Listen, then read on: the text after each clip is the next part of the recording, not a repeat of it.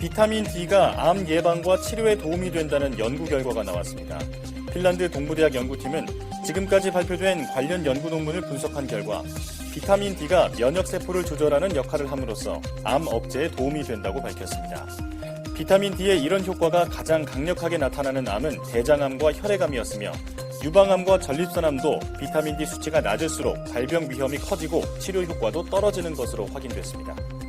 비타민 D 섭취한 암 환자가 사망률이 더 낮다 하는 그런 기사가 떴기 때문에 한번 알려드릴까 싶습니다. 그 인터넷 사이트에 그 킴스라는 그 곳이 있습니다. 이 킴스는 이제 우리 의사들이나 약사들이 그 약에 대해서 알아보는 그런 사이트고 일반인들도 충분히 이용을 할 수 있습니다. 그래서 환우 여러분들이 약을 이런저런 걸 쓰고 있고 하면 이 킴스라는 페이지에 들어가서 약을 검색을 하면 좋은 정보들을 많이 얻을 수 있습니다. 그런데 이 킴스를 저는 자주 이용하는데 보다가 보니까 비타민 D 섭취한 암 환자가 사망률이 더 낮다 하는 그런 기사가 떴기 때문에 한번 알려드릴까 싶습니다. 이거는 이제 2019년도에 에스코에 발표된 연구입니다. 이 에스코라는 것은 미국 임상종양학회입니다.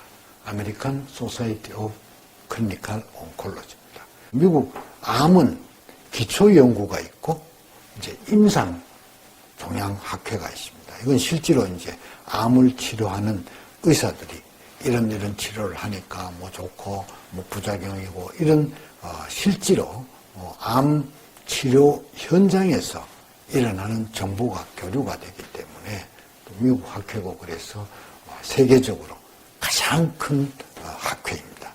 그래서 여기서 발표된 거는 그 나름 굉장히 신뢰를 할 수가 있습니다.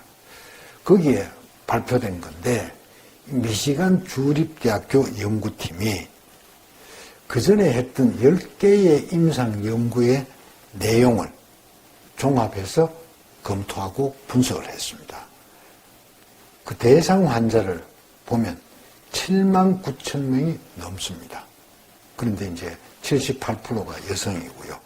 그래서 이 대상 환자를 해서 통계를 다시 처리를 해봤더니만 3년 이상 비타민 D 보충제를 복용한 환자와 위약, 가짜 비타민 D를 복용했는 환자들의 생존율을 비교하니까 비타민 D 복용군에서 암 사망률이 13%가 낮아졌다고 그렇게 얘기를 합니다. 이 13%는 사실 굉장한 수치입니다. 만약에 어떤 약이, 치료약이 암 환자의 생존율을 10%만 올리면 아주 대박치는 항암제입니다. 비타민 D가 이 정도의 효과가 있다. 그러나 이제 암 예방하고 비타민 D하고의 상관관계는 이 통계에서, 이 연구에서 확인은 되지 않았습니다. 그러니까 비타민 D가 암 치료에 긍정적인 영향을 조금이 아니라 많이 준다. 이렇게 이해를 하시면 되겠고요. 암 환자가 겨울철에 진단을 받은 암 환자와 여름철에 진단을 받은 암 환자의 병과가 다르더라는 거죠. 왜? 겨울철에는 북극 가까이 있으면 햇볕을 거의 못 봅니다. 6개월을. 그러니까 비타민 D가 뚝 떨어지죠. 그래서 겨울철에 진단된 암 환자의 경과가 좋지가 않더라. 이제 그런 논문도 있었습니다. 실제로 저는 이제 이 외래에서 비타민 D 혈중 농도를 암 환자분은 한 50 정도까지 유지를 해라 라고 지금 얘기를 드리고 있습니다. 그래서 여러분들도 암 환우 투병을 하고 계시면 비타민 D에 꼭 신경을 쓰셔야 되고요. 비타민 D가 암 치료에 굉장히 중요한 간접적인 역할을 한다. 그래서 암 환우분들은 비타민 D 혈중 농도를 꼭 체크를 하시고 관리를 해서 50 정도를 유지를 하는 것이 매우 중요하다. 이렇게 강조드리겠습니다. 비타민 D, 물론 일반인들은 다 필요하지만 특별히 암 환자에 있어서 왜 비타민 D가 필요한가? 비타민 D가 어느 충분한 레벨까지만 있으면 암이 안 걸릴 수 있는 그런 소위 말해서 유병률을 떨어뜨려주는 보고가 있습니다. 뭐 예를 들면 비타민 D가 약 50 정도 이상 정도 되면은 유방암 환자들의 약 83%를 갖다가 유병률을 떨어뜨린다는 보고가 있습니다. 대단한 이야기죠. 그 외에 뭐 폐암이라든가 전립선암이라든가 그런 여러 가지 암들의 유병률을 낮춰줄 수 있는 그런 굉장히 중요한 비타민이라는 거. 뿐만 아니라 사망률도 낮춘다는 보고가 있습니다. 그러니까 암과 비타민이 굉장히 중요하다는 이야기죠. 또 왜 그렇게 중요한가? 우리 몸속에서 약 한 16,000가지 화학 반응이 일어납니다. 그 중에 약 2,000가지 이상은 비타민 D가 직접 컨트롤합니다. DNA를 발현을 시키는데 굉장히 중요한 역할을 해준다는 거죠. 근데 그 반응들은 우리 생명과 직결되는 반응들입니다. 아주 중요한 반응들을 비타민 D가 컨트롤해준다는 거죠. 어떤 기준에서 되는가? 비타민 D가 우리 몸속에 들어가게 되면은 이 세포 속으로 들어갑니다. 세포 속 들어간 다음에 핵 속으로 들어갑니다. 핵 속으로 들어가기 때문에 사실 비타민이 아니라 이거는 호르몬이에요. 핵 속에 들어가가지고 비타민 D 리셉터라고 하는 수용체에 붙어서 우리 유전자들을 발현시켜주는 그런 일을 해줍니다. 발현시켜서 뭐 하느냐? 결국은 단백질을 합성하는 거죠. 우리가 잘 아는 비타민 D 하면 뭐 칼슘 올려준다고 알고 있지 않습니까? 그냥 올라가지 않는 게 아니거든요. 비타민 D를 우리가 섭취하게 되면은 우리 몸속에서 칼빈딘이라고 하는 비타민 D를 결합할 수 있는 단백질을 만들어주는 거죠. 칼빈딘이라는 단백질을 만들기 때문에 그 단백질이 칼슘을 소장해서 빨아들일 수 있는 그런 힘이 있다는 거죠. 그런 식으로 이 비타민 D가 하는 역할은 단백질을 합성하는 데 굉장히 큰 역할을 해줍니다. 그런 것들이 많은 반응들이 있는데 그중에 특별히 면역에 관계되는 것이 이 비타민 D가 굉장히 큰 역할을 해주는 거죠.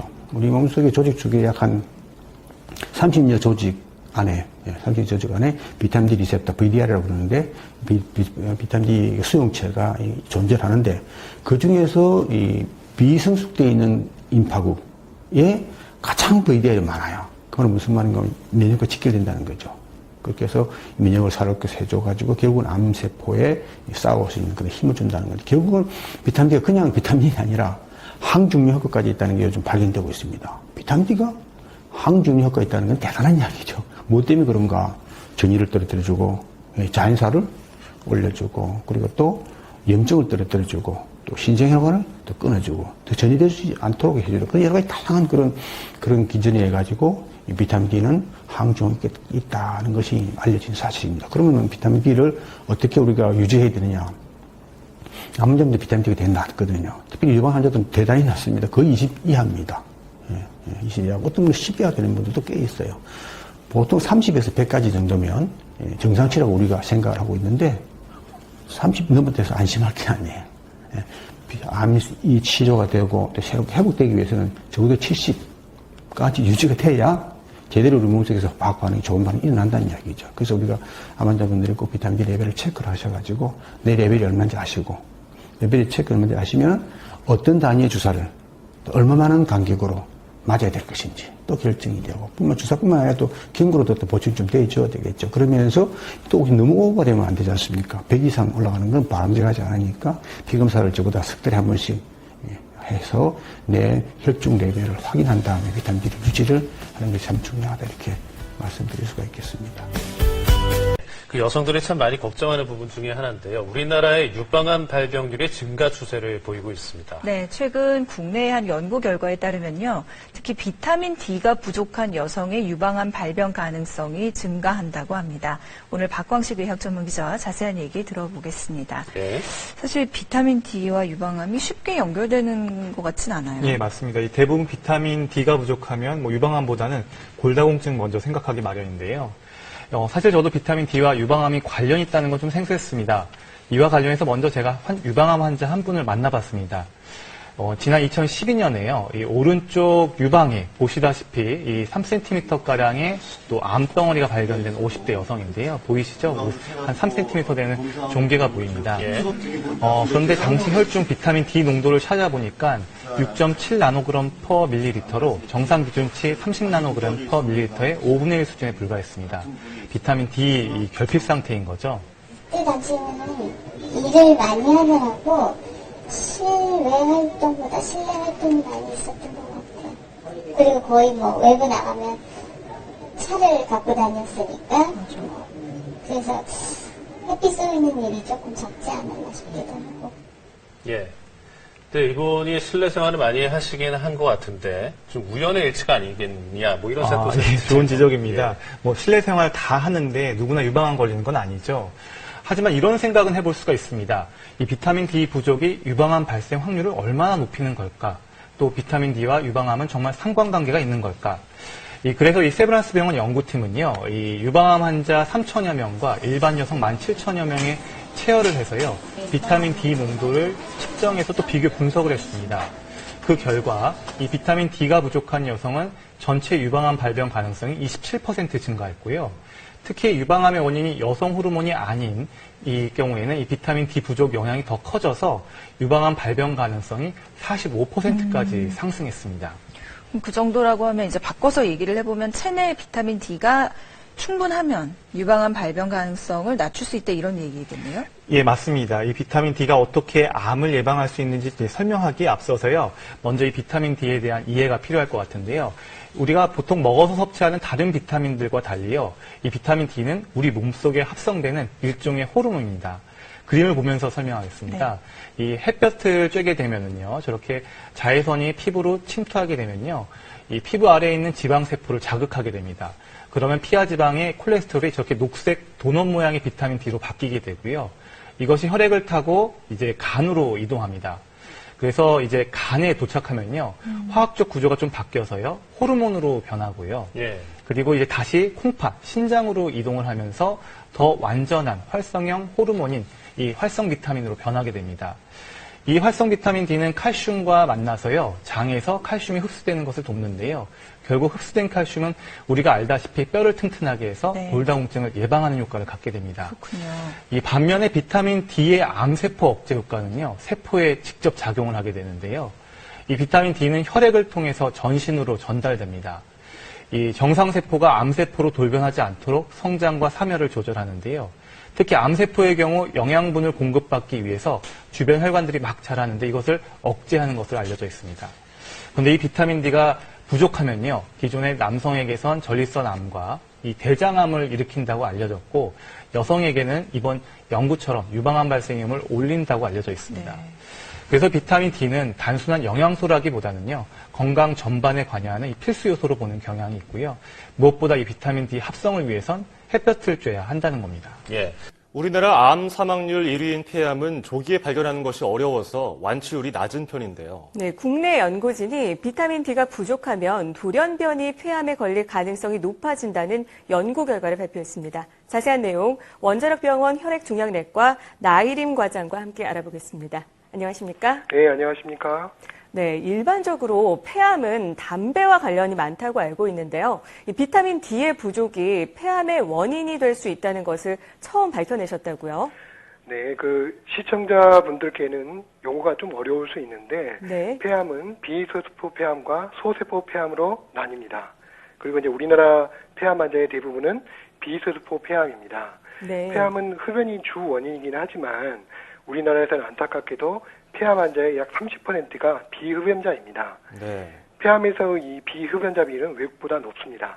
뿐만 아니라 우리나라는 특정 돌연변이가 동반된 폐암이 많은데요. 이 비흡연자의 폐암 발생 원인을 밝히기 위한 연구가 한창입니다.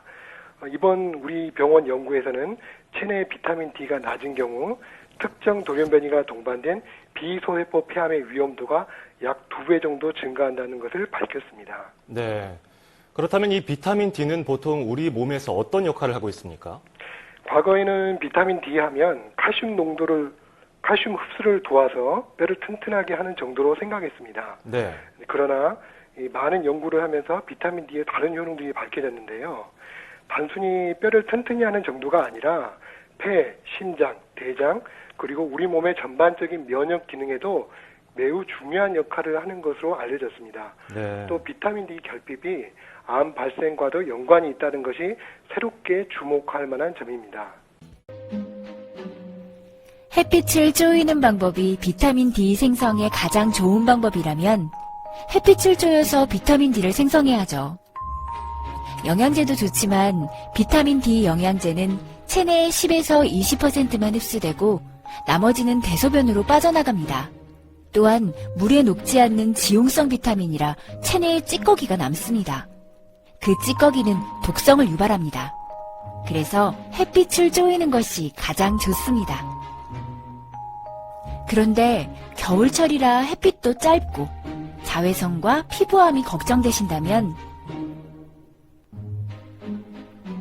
이제는 걱정 없이 원하는 시간, 원하는 장소에서 그냥 하루에 20분만 쪼이면 비타민 D 걱정 없습니다. 저희 파노스는 햇빛 중에 있는 자외선 A, B, C에서 자외선 B만 추출해서 특수 제작한 자외선 치료기입니다.